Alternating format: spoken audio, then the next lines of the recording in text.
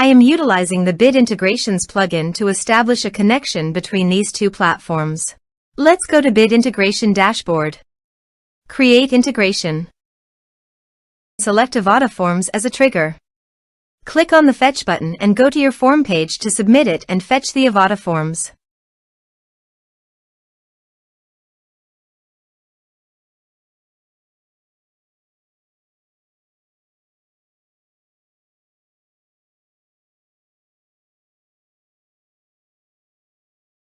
Submit it.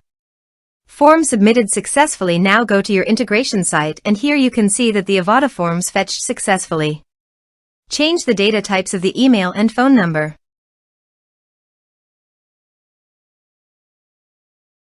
Set action. Now search and select an action Pipedrive. Give here the Pipedrive API token, so please visit Pipedrive API token. Copy the token and paste it here. Authorized it. Authorization is successfully done. Next, choose a module.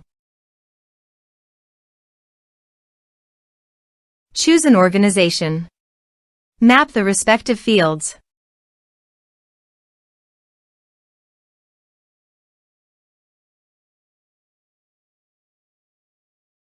Here are some advanced features and actions you can use by checking the box.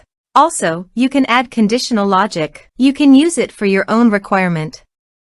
Next, finish and save it. Now visit your form page, fill it out, and submit it.